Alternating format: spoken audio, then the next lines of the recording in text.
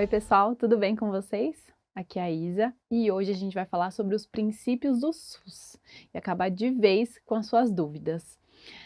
Essa aqui é uma aula bem levinha e a gente vai estudar do jeito que mais cai em prova, que é na forma de casos clínicos, tá bom? Então, os princípios do SUS, eles podem ser divididos em doutrinários e organizativos. Primeiro, a gente vai começar com os doutrinários e depois falar dos organizativos, beleza? O que é uma doutrina, pessoal? Uma doutrina é um conjunto de ideias básicas contidas num sistema filosófico, político, econômico, religioso. Então vejam, eu trouxe a definição para a gente não ficar decorando termo nenhum. Se são princípios doutrinários, eles são as ideias por detrás de todas as ações do SUS. É como se fosse a nossa filosofia. Tá. Tendo isso dito, vamos ver 3 casinhos e descobrir que princípios doutrinários são esses. O primeiro caso é esse aqui da Flora. Ela veio da Flórida passar o carnaval no Rio e pisou num caco de vidro. A Flora fez um corte na sola do pé, que precisava de sutura. E assim ela e a amiga dela, a Bia, do Brasil, foram até a UPA mais próxima, onde elas conseguiram atendimento. Pessoal, a Flora não é nem brasileira, mas conseguiu ser atendida no SUS. Que princípio que é esse? Esse aqui é o da universalidade, tá? Então, qual que é a definição desse princípio? O acesso às ações e serviços deve ser garantido a todas as pessoas, independentemente de sexo, raça, ocupação ou outras características sociais ou pessoais. É isso mesmo, gente. Ninguém vai ficar de fora, beleza? Esse é o princípio mais tranquilo. Vamos pro próximo. Esse caso aqui é o do seu João. O seu João tem uns 45 anos e trabalha na construção civil. Ele estava com tosse e coriza que começou na segunda e achou melhor vir no médico hoje, na quarta-feira. Chegando lá, a sala de espera estava lotada e passaram na frente dele no atendimento uma moça que estava desidratada e com febre. Passadas algumas horas, o seu João foi atendido também e voltou para casa com sintomáticos e orientações. Gente, vocês percebem que pessoas com necessidades diferentes foram tratadas de acordo com o que elas precisavam e não que o mesmo recurso foi distribuído igualmente entre os dois? Quem precisava de mais atenção e cuidado imediato recebeu. E quem precisava de orientação e sintomático também recebeu. Que princípio do SUS é esse? Esse aqui é a equidade. Tá? Então, a equidade é basicamente diminuir desigualdades, tratar desigualmente os desiguais, investindo mais onde a carência é maior. Gente, a equidade ela é representada classicamente nessa imagem aqui. Vocês estão vendo? Todo mundo alcançou o mesmo patamar, mas algumas pessoas precisaram de mais e outras de menos para chegar lá. Vamos para o próximo? O terceiro caso é o da Elizabeth. Ela está fazendo pré-natal no posto e foi identificada a restrição de crescimento do bebê no último ultrassom. Além disso, a médica percebeu que ela não estava com as vacinas atualizadas. Então, a Elizabeth saiu dessa consulta com encaminhamento para o pré-natal de alto risco e já foi direto para a sala de vacina da UBS atualizar a carteirinha. Obviamente, com as vacinas que são permitidas na gestação. Para não ter que voltar no posto outro dia ainda, a Eli saiu da sala de vacina e foi na farmácia retirar os suplementos que ela toma para gestação. Pessoal, que princípio do SUS é esse aqui? É a integralidade. A integralidade é o princípio que vai dizer para o SUS considerar as pessoas como um todo e tratar de todas as suas necessidades. Claro que nesse exemplo a gente está tratando todas as necessidades da gestação dela, mas se ela precisasse também de um psicólogo ou de um remédio para tratar a micose da unha do pé, ela também ia receber, tá bom? Tem algo mais aqui na integralidade. Essa integração ela não é apenas entre os níveis de atenção e os serviços, mas também entre as políticas públicas que envolvem outros setores, para que as coisas que também influenciam na saúde da gente, como saneamento, educação, sejam cuidadas e, consequentemente, ajudem a melhorar a saúde das pessoas. Tranquilo? Antes de passar para os princípios organizativos, vamos ver uma questão? Essa é da USP de São Paulo de 2021. Ela diz o seguinte: uma paciente HIV positiva está em tratamento e tem um plano de saúde. Ela é acompanhada por infectologista em consultório particular e realiza exames cobertos por seu convênio médico. Todos os meses, a paciente retira gratuitamente medicamentos antirretrovirais dispensados por serviço público de referência do SUS. Qual é o princípio do SUS que garante às pessoas o acesso a esses medicamentos? Aqui, a palavra-chave para matar essa questão é o acesso. Vamos ver o que diz a letra A. Equidade. Pessoal, tá incorreto, tá? A equidade, ela vai dizer pra gente tratar desigualmente os desiguais, não é disso que a questão tá falando. A letra B tá dizendo ressarcimento. Não, pessoal. O ressarcimento é aquele pagamento que o SUS pode receber da saúde suplementar por ter realizado um procedimento que o convênio do paciente cobria. Esse conceito ele é explorado em mais detalhes na aula de financiamento do SUS. Isso não é um princípio do SUS. A letra C está dizendo universalidade. E é isso aí, tá? Essa está correta. A universalidade é o princípio que faz com que, mesmo que essa querida faça seu tratamento no convênio, ela consiga pegar o remédio no SUS também, porque ela nunca vai ser excluída do sistema público, independente de ter convênio ou não. Por fim, a letra D está dizendo hierarquização.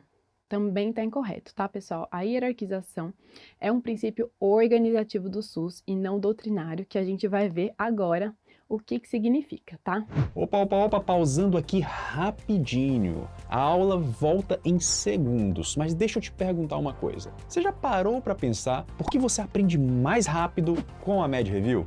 Aqui, pessoal, tudo é baseado em neurociência do aprendizado, com um foco obsessivo na didática. A gente transforma até os temas mais difíceis em algo simples e direto. Sabe qual é o resultado disso? Mais memorização, mais entendimento e mais engajamento para você encarar as provas. Quer seguir seus estudos aqui com a Med Review? Olha, clica no link que vai aparecer na descrição ou aponta sua câmera para o QR Code que vai aparecer na tela. Aí já se inscreve no canal e ativa o sininho para não perder nenhum conteúdo. E falando nisso, bora para a aula. Então, nessa segunda parte da aula, a gente vai ver mais 4 casinhos. Vamos para o primeiro? Esse aqui é o caso do Pedro. Ele mora numa cidade do interior de São Paulo chamada Salto. O Pedro rompeu um ligamento jogando bola e foi atendido inicialmente na UPA da região, mas ele precisava de um ortopedista. Assim, ele foi encaminhado para tratamento em Campinas. Pessoal, de qual princípio organizativo do SUS, ou seja, aqueles que vão reger o modo como o SUS é organizado, esse caso está falando? É isso, você acertou. É a regionalização, tá? Então, a regionalização do SUS faz com que eu não precise ter todos os serviços em todos os seus níveis de complexidade em um único local. Eu posso fazer convênios entre os municípios, formar uma região de saúde, e isso vai atender os meus pacientes integralmente. Ou seja, é um processo de articulação entre os serviços que já existem, visando o comando unificado dos mesmos. Vamos para o próximo? O caso 2 é o da Paula, que é essa mulher de meia idade que a gente vê aqui. Ela vem no médico do posto com a mamografia de rastreio que foi solicitada e o resultado foi um BIRADS 4. O médico do posto então encaminha a dona Paula com urgência para o mastologista para biopsiar e acompanhar. Pessoal, vocês percebem que a Paula saiu da atenção básica e foi encaminhada a um serviço especializado? Isso nada mais é do que o princípio da hierarquização do SUS. Então, isso significa que os meus serviços de saúde estão organizados em complexidade crescente e o meu paciente vai acessando cada um deles conforme a necessidade, sempre partindo da atenção primária, que é a coordenadora do cuidado. Tranquilo? O caso 3 é a história da Eduarda, gente. A Eduarda não é paciente, não. Ela é gestora do município. A Eduarda é responsável, junto com seu gabinete, pela gerência técnica, administrativa e financeira do SUS no município dela. E esse ano eles resolveram criar um programa para melhorar a adesão da comunidade à vacinação infantil. Pessoal, que princípio organizativo do SUS é esse? Que show da Xuxa é esse? É a descentralização e o comando único, tá? Lembra quando a gente viu a história do SUS, que o município foi aos poucos ganhando funções e responsabilidades? Pois bem, isso é a descentralização. E o comando único significa que, assim como a Secretaria de Saúde do município de Eduarda criou um programa para atacar um problema importante para a região, os outros municípios e as outras esferas do governo são também autônomos nas suas decisões e atividades. Legal, né? Eu adoro. Vamos para o último caso.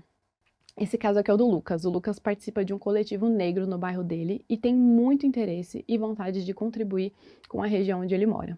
Assim, ele se candidatou para fazer parte do conselho gestor da UBS do bairro dele, como representante dos usuários, tá? Então, qual princípio do SUS organizativo permite a participação do Lucas no conselho gestor? É a participação popular, tá? Então, o princípio da participação popular é o seguinte: a sociedade deve participar no dia a dia do sistema. Ele é bem autoexplicativo, né? Mas está aqui para a gente lembrar que essa participação se dá por meio dos conselhos e das conferências de saúde, beleza? Vamos ver como isso cai na prova? Essa questão aqui é do SUS São Paulo de 2022. Diz o seguinte: recentemente o CONITEC emitiu o relatório de recomendações número 599 de 2021, incorporando o implante subdérmico de etonorgestrel na lista de medicamentos oferecidos pelo SUS para situações especiais.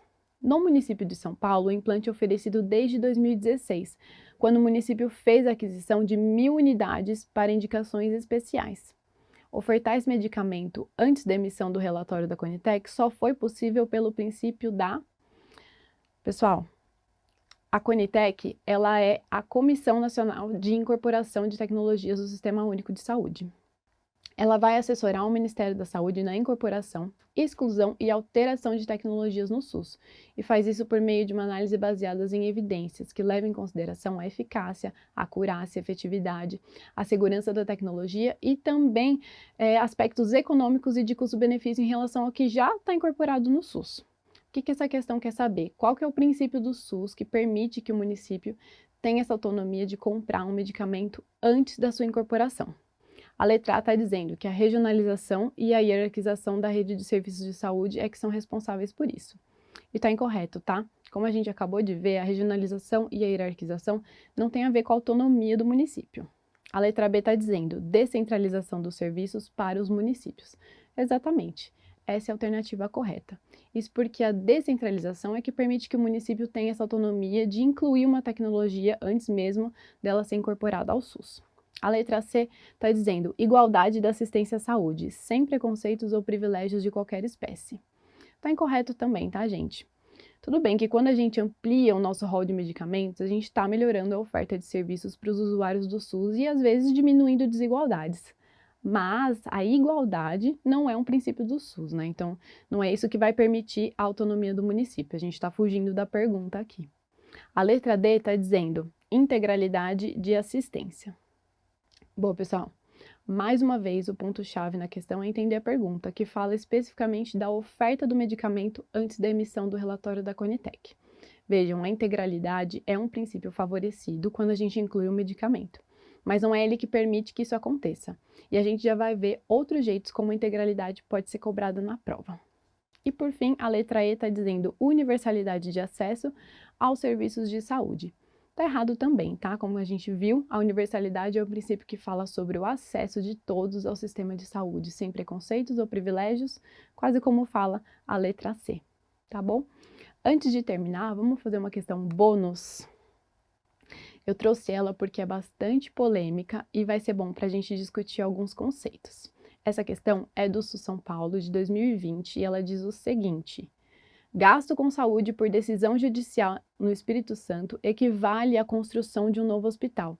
Em 2019, o governo do estado gastou mais de 170 milhões em decisões judiciais, o custo de um hospital como o Jaime dos Santos Neves. Isso foi uma notícia da Folha de Vitória de 25 de outubro de 2021. O princípio do SUS que possibilita a maior parte da judicialização dos custos envolvidos na assistência à saúde é o da... Pessoal, as alternativas que ele traz são essas aqui: integralidade, equidade, universalidade, participação popular e hierarquização. Olha só esse conceito que a questão coloca para nós. Vocês sabem o que é judicialização? A judicialização é um processo que pode acontecer quando alguém processa o SUS, por exemplo, por ele não estar fornecendo algum medicamento. Isso geralmente acontece com doenças muito raras porque, óbvio, não é viável para o SUS incorporar e distribuir esses medicamentos que normalmente são muito caros. E aí, quando você judicializa, como a notícia trouxe para nós, quem paga somos todos nós, às vezes valores muito, muito exorbitantes. Então, as questões com a judicialização ainda vão mais além. Tem gente que judicializa medicamento que nem eficácia comprovada tem. É uma coisa bastante complicada. Mas se é tão ruim para o SUS, né? O que permite que isso continue acontecendo? É a integralidade, tá, gente? Então, Por quê, né? Porque na definição de integralidade, como a gente viu, está escrito que considera as pessoas como um todo, atendendo a todas as suas necessidades. Então, esse todas as suas necessidades é o que abre o precedente para a judicialização. Beleza? Era isso, pessoal. Espero que essa aula tenha ajudado vocês a gravar quais os princípios doutrinários, quais os organizativos e qual a implicância deles, né, no dia a dia do nosso sistema de saúde. Se ficou alguma dúvida, manda aqui pra gente e não esquece de avaliar essa aula. Um beijo e até a próxima. Eu aqui de novo, pessoal. Olha, se essa aula te ajudou, imagina ter isso todos os dias. No Extensive da MedReview, você tem acesso a metodologia baseada em neurociência, aulas com didática de verdade, sem textão, sem enrolação, direto ao ponto, igual essa que você acabou de assistir. Que bem que comentado com milhares de questões e filtros inteligentes, a questão certa na hora certa, flashcards com revisão espaçada e lúdicos e vários e-books. Tudo no estilo MedReview. Direto ao ponto, lúdico e cientificamente pensado para você aprender de verdade. E sabe o que é melhor? Com um preço que cabe na sua realidade, um preço justo. Quer continuar sua preparação aqui com a gente? Olha, clica no link aqui da descrição ou escaneia o QR Code que vai aparecer na sua tela. E claro, cara, se ainda não se inscreveu aqui no canal, se inscreve, ativa o sininho para não perder as próximas aulas.